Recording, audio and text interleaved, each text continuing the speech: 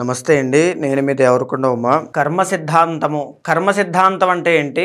అసలు ఈ సృష్టికి మూలము కర్మ సిద్ధాంతం అని ఎందుకు చెప్పబడింది? అందులో ఎన్ని విధాలుగా చెప్పబడింది? అది జ్యోతిష్యానికి సంబంధం ఏంటి మనం చూస్తే కనుక కర్మ అనేటువంటిది ఎప్పుడూ కూడా మూలమైనటువంటిదండి. అంటే ఏమిటి అంటే ఈ సృష్టిలో మనకి కనిపించే మనుషులు అంటే మీరు కానీ నేను కానీ ఎవరైనా మనకి కంటికి కనిపించే పంది కానీ కుక్క కానీ బల్లి పాము ప్రతిదానికి వాటితో కాకుండా కంటికి కనిపించని క్రిమి కీటకాదుల యొక్క జనన రహస్యం కూడా కర్మనే. మనం కారణం లేకుండా ఈ శరీరం ఎత్తడానికి మూలమైనటువంటిది ఏంటి అంటే అది కర్మనేనండి. అంటే ఏ కారణం లేకుండా మనం ఈ శరీరం ఎత్తాం. ఈరోజు నేను ఈ శరీరాన్ని ఎత్తి ఇలా కొన్ని దుస్తులు ధరించి మాట్లాడగలుగుతున్నాను, చూడగలుగుతున్నాను, వినగలుగుతున్నాను, నేను చెప్పేది మీరు వినగలుగుతున్నారన్నా దానికి కారణం కర్మనే ఉంటుంది. ఏ కారణం లేకుండా ఒకరు అంగవైకల్యంతో పుట్టడము, ఏ కారణం లేకుండా ఒకళ్ళు మాటలు రాకుండా పుట్టడము, ఏ కారణము లేకుండా ఒకళ్ళు సిల్వర్ స్పూన్లోను ఒకళ్ళు గోల్డెన్ స్పూన్లోను ధనికమైనటువంటి జీవితాన్ని గడపడం లాంటివి జరగవు. ఇదే సంచిత కర్మ అంటారు. అంటే ఈ కర్మలో మళ్ళీ 3 రకాలుగా విభజించబడి ఉంది. అందులో మొట్టమొదటిది సంచిత కర్మ, 2 ప్రారబ్ధ కర్మ, 3 ఆగామి కర్మ. సంచిత కర్మ అంటే ఎవరికైనా సరే, నాకైనా ఒక క్రెడిట్లో సంచితము అనేటువంటిది కొంత ఉంటుంది. దాని ఆధారితంగానే నాకు పరిస్థితులన్నీ కూడా ఎదురవుతూ ఉంటాయి. కొంతమందికి అంటే మీకు చాలా సందర్భాల్లో ఇంత కష్టపడితే చాలు వెంటనే పని అయిపోతుంది. కొన్నిసార్లు ఏంటి అంటే ఇంత కష్టపడినా పని అవ్వదు. కారణం కర్మ. అదే సంచిత కర్మ. తర్వాత ప్రారబ్ధ కర్మ. ఫర్ ఎగ్జాంపుల్ మనకి సంచిత కర్మ వల్ల ఇప్పుడు ఒక సమస్య వచ్చింది. ఉదాహరణకి తీవ్రమైనటువంటి ఆకలి వేస్తోంది, దాన్ని ఎలా తీర్చుకోవాలో తెలియట్లేదు, అన్నం దొరకడం లేదు. మనం ఈ సమయంలో మనకు ముందున్నటువంటి ఆప్షన్స్ ఏంటి అంటే ఎవరైనా అడిగి తినడము, అడుక్కుని తినడము, లేకపోతే దొంగలించి తినడం, కొట్టి తీసుకోవడం, ఇలాంటివి చాలా ఉంటాయి. ఇప్పుడు మనం ఏం చేస్తాము అనేటువంటిది మన యొక్క బుద్ధి మీద, కాన్షియస్నెస్ మీద ఆధారపడి ఉంటుంది. మన బుద్ధిపూర్వకంగా మనం చేసేటువంటిది ప్రారబ్ధ కర్మ. సో సంచిత కర్మ అనేటువంటిది ఎప్పుడు కూడా ఒకేసారి ఎఫెక్ట్ అవుదండి, మీకైనా నాకైనా. మనం ఒక బాగా డబ్బున్నటువంటి గొప్ప వ్యక్తిని మనం అవమానించామనుకోండి, అది రిఫ్లెక్షన్గా మనకు ఎప్పుడు ఆ కర్మ తిరిగి వస్తుంది అంటే మనం డబ్బు మళ్ళా అంత సంపాదించుకునే పుణ్యం ఎప్పుడైతే చేస్తామో అప్పుడు మనల్ని డబ్బున్నవాడిగా మనల్ని చేసి అప్పుడు ఆ కర్మ వెతుక్కుంటూ వచ్చి మనల్ని అవమానింపజేసి మనకు ఆ కర్మను తీసుకొచ్చి పెడుతుంది. ఈ విధంగా సంచితము అనేటువంటిది ప్రారబ్ధ అనేటువంటిది మన మీద ఎఫెక్ట్ అవుతూ ఉంటాయి. ఉదాహరణకి ఆగామి కర్మ అంటే ఏమిటి అంటే ప్రారబ్ధ కర్మ సంచిత కర్మ మనం వచ్చినప్పుడు మనం చేసేటువంటి పనులకి రిఫ్లెక్షన్గా ఏదైతే మనం భరిస్తూ ఉంటామో అదే ఆగామి కర్మ. ఒక నిప్పును ముట్టుకున్నాం అనుకోండి, అది మనకి వెంటనే కాలుతుంది. సో ముట్టుకోవడం అది నిప్పు మనం ముట్టుకోవాల్సిన పరిస్థితి రావడం సంచిత కర్మ, ముట్టుకోవడం ప్రారబ్ధ కర్మ, కారణం అనేటువంటిది ఆగామి కర్మ. ఆగామి కర్మ అనేటువంటిది మీకైనా నాకైనా కంపల్సరీ ఉంటుంది. దాని నుంచి బయటికి రావాలన్నా తప్పించుకోవాలన్నా ఏకైక మార్గం ఏమిటి అంటే దాన ధర్మాలు చేయడం. ఒక మాట ఉంటుందండి, అవశ్యం అనుభోక్తవ్యం కృతం కర్మ శుభాశుభం అని. అంటే కోటి కల్ప యుగాలైనా సరే మనం అనుభవించాల్సిన కర్మ ఎక్కడికి పోదు, అక్కడే ఉంటుంది, మనం అనుభవించి తీరాల్సిందే. అదే ప్రాయశ్చిత్త పూర్వకంగా మనం వేడుకొనగలిగితే ఆ కర్మ నుంచి పాపము నుంచి దేని నుంచైనా బయటపడవచ్చు అని శాస్త్రం చెబుతోంది. అలా ప్రాయశ్చిత్తము అంటే ఏమిటి అంటే దాన ధర్మాలు చేయడం, భగవంతుని శరణు జొచ్చడం, తర్వాత పుణ్య కార్యక్రమాలు చేయడం, మంచి ధర్మ మార్గంలో నడవడం, ఇవన్నీ కూడా మన యొక్క కర్మని తుడిచి వేస్తాయి. ఇంకా ఈ ఆస్ట్రాలజీకి దీనికి సంబంధం ఏంటి అంటే ఆస్ట్రాలజీలో చెప్పినటువంటి భావాలు గ్రహాలు అన్నీ కూడా కర్మని సూచన చేయడానికి ఉపయోగపడతాయి. ఉదాహరణకి కర్మకారకుడుగా మనం శనిని పిలుస్తూ ఉంటాం. అష్టమ శని, ఏలినాటి శని, అర్ధాష్టమ శని, కంటక శని, ఇలాంటివన్నీ ఉంటాయి. అష్టమ శని ఉన్నప్పుడు వాహన ప్రమాదాలు అవుతాయి, జాగ్రత్తగా ఉండు నాయన. అవునండి, అయ్యాయండి. ఎలా చెప్పగలుగుతున్నామంటే శని కర్మకారకుడు కాబట్టి ఆ సూచనలు ఆధారంగా ఎలాంటి కర్మని వీళ్ళు అనుభవించబోతున్నారు, దాని నుంచి బయటపడాలి అంటే ఆ కర్మని ప్రాయశ్చిత్తం చేసుకోవడానికి శనికి అధిదైవంగా ఎవరిని పూజించమని చెప్పారు. సో ఈ విధంగా మనం పుణ్య కార్యక్రమాలు చేయడం వల్ల ఆ భగవంతుడికి సంబంధించిన అర్చనో అభిషేకమో మంత్రమో దానమో భయమో జాగ్రత్త ఏదైనా తీసుకోవడం వల్ల కర్మ నుంచి ఖచ్చితంగా బయటపడవచ్చు. ఇది తప్పకుండా చెప్పబడి ఉంది. అయితే ఏ నక్షత్రాల వాళ్ళకి ఎలాంటి కర్మ ఎలా ఇబ్బంది పెడుతుంది, ఎలాంటి జాగ్రత్తలు తీసుకోవాలి, ఏ రాశుల వాళ్ళు తీసుకోవాలి, ప్రతిదీ కూడా మనం డీటెయిల్డ్గా చూద్దాము. సో మేషరాశి వాళ్ళకి మనం చూస్తే అండి ఈ కర్మ అనేటువంటిది ఏ విధంగా ఎఫెక్ట్ అవుతుంది అని అంటే ప్రధానంగా సంచిత కర్మ విషయంలో వీళ్ళు ఎలా ఇబ్బంది పడతారు. So the original first lord వీళ్ళకి మీకు కుజుడు అండి.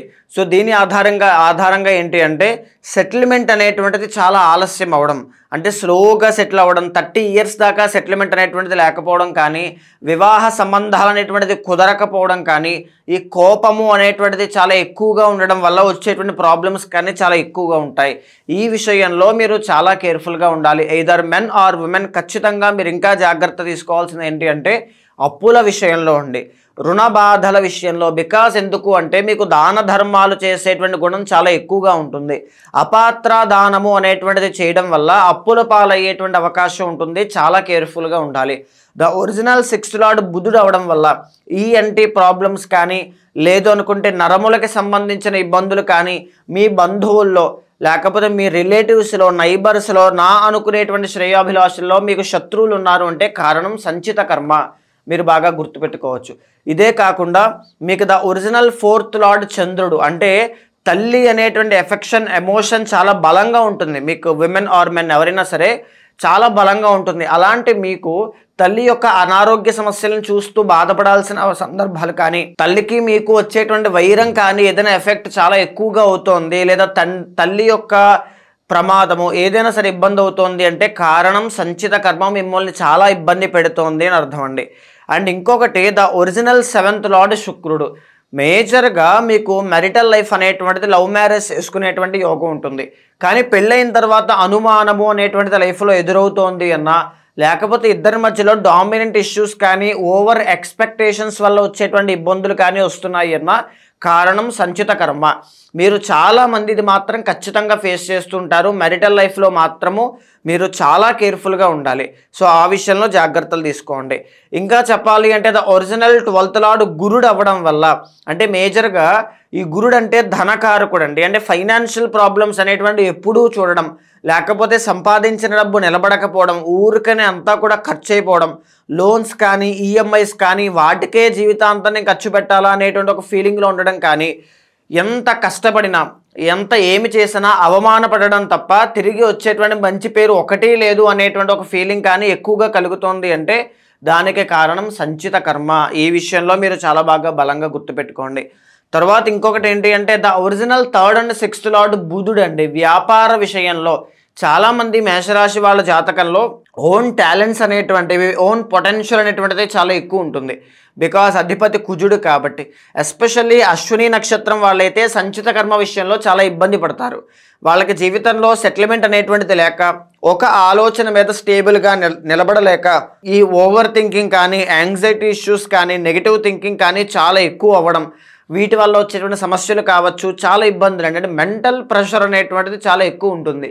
అండ్ మీరు చాలా జాగ్రత్త తీసుకోవాల్సిన అశ్విని నక్షత్రం వాళ్ళు ఏంటి అంటే మీరు నెక్స్ట్ 5 years ఏం చేయాలనుకుంటున్నారు, ఏ ఉద్యోగంలో కానీ, ఏ వ్యాపారంలో కానీ, ఏ చదువులు చదవాలనుకుంటున్నారో కూడా ముందుగానే ప్రీ ప్లాన్డ్గా ఉండాలి. బికాజ్ మీకు అధిపతి కేతువు కాబట్టి ఒక ఆలోచన మీద లేకపోవడం వల్ల లైఫ్లో చాలా అప్స్ అండ్ డౌన్స్ అనేటువంటివి ఎక్కువగా చూస్తారు. బాగా గుర్తుపెట్టుకోండి. ఇంకా చెప్పాలి అంటే ద ఒరిజినల్ 2nd లార్డ్ శుక్రుడు అవ్వడం, కళల మీద ఆసక్తి, అంటే మీకు ఏదైనా సింగింగ్ కానీ, డాన్సింగ్ కానీ, ఆర్ట్ కానీ, ఆర్టిస్ట్ క్రియేటివ్ ఫీల్డ్స్ కానీ, అంటే ఎలా అంటే ఈ ఏఐ కానీ, వర్చువల్ రియాలిటీ కానీ, వీటి మీద ముందుకు వెళ్ళేటువంటి అవకాశాలు చాలా బాగుంటాయి. కానీ సంచిత కర్మ వల్ల ఎఫెక్ట్ అవుతూ ఉంటే మీకు సెటిల్మెంట్ అనేటువంటిది అసలు సరిపోదు, అసలు మీకు సాటిస్ఫాక్షన్ ఉండదు. లైఫ్లో ఏ ప్రాబ్లం వస్తుంది అన్న కారణం సంచిత కర్మనే అండి మీకు.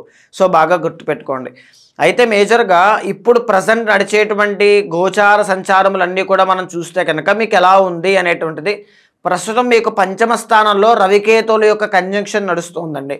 ఆయన ఆగస్టు 15 నుంచి సెప్టెంబర్ 17 దాకా పంచమంలో ఉంటారు. కాబట్టి విద్య విషయంలో, మీ బిహేవియర్ విషయంలో, లవ్ విషయంలో, అంటే ప్రేమ వ్యవహారాల్లో చాలా కేర్ఫుల్గా ఉండాలి. సెప్టెంబర్ 17 నుంచి అక్టోబర్ 17 దాకా మీకు ఎక్స్ట్రాడినరీగా పట్టేటువంటి రాజయోగము. అనారోగ్య సమస్యల విషయంలో ఇబ్బంది పడుతున్నవి తగ్గుతాయి అని చెప్పచ్చు. రెండవది ఏంటంటే అప్పుల బాధల్లో ఇబ్బంది పడుతున్నది తగ్గుతాయి, శత్రు బాధల నుంచి బయటపడతారని చెప్పచ్చు. అన్నిటికంటే ముఖ్యమైనటువంటిది కుటుంబ సభ్యుల నుంచి సహాయ సహకారాలన్నీ కూడా సెప్టెంబర్ 15 నుంచి అక్టోబర్ 17 దాకా చాలా బాగుంటాయి.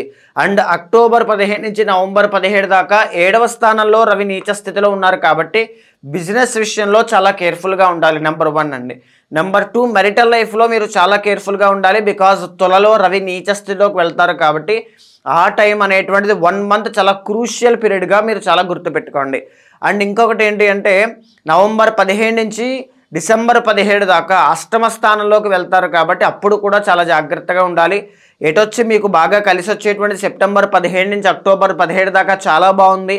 నిరుద్యోగస్తులకు గట్టిగా ప్రయత్నం చేయండి, ఉద్యోగం వస్తుంది. వ్యాపార విషయంలో మంచి గ్రోత్ అనేటువంటిది కనబడుతుంది. లేకపోతే రాజకీయ రంగ పదవీ యోగం అనేటువంటిది కనబడుతుంది. అన్ని విధాలుగా గొప్ప రాణింపు అనేటువంటిది తప్పకుండా చూస్తారు. సో ఇది మనం మాట్లాడుకునేటువంటిది గోచార అంశం అండి. మీ పర్సనల్ చార్ట్ అనేటువంటిది డిఫరెంట్గా ఉంటుంది. గోచారమైన ఈ పర్సనల్ చార్ట్ అయినా సరే రెండింటిని సమన్వయం చేసుకున్నప్పుడే మీ జీవితంలో కర్మ కావచ్చు, జరిగే పరిస్థితులు కావచ్చు అన్నీ కూడా వివరంగా చెప్పబడతాయి. ప్రధానంగా ఎవరైనా సరే అలా పర్సనల్ చార్ట్ చూపించుకోవాలనుకుంటే కనుక మీకు కింద కనిపించే నెంబర్కి కాల్ చేస్తే మా వాళ్ళు మీకు పూర్తి వివరాలు అందిస్తారు. మీ జాతకాన్ని చూసిన తర్వాత ఎందుకు అని అంటే నేను చాలా సందర్భాల్లో చాలా రకాల వ్యక్తుల్ని కలిసిన తర్వాత వాళ్ళ జీవితంలో ఉండే అసంతృప్తి ఒక ప్రాపర్ గైడెన్స్ ఉంటే వాళ్ళు చాలా బాగా ఎదుగుతారు కదా, వాళ్ళకి ఈ విషయాన్ని తెలియజేస్తే వాళ్ళు జాగ్రత్త పడతారు కదా అనేటువంటి విషయంపై నేను చాలా రీసెర్చ్ చేశాను. సో ఖచ్చితంగా అలాంటి వాళ్ళు ఎవరైనా ఉంటే మీ వెనకాల నేను ఉంటాను.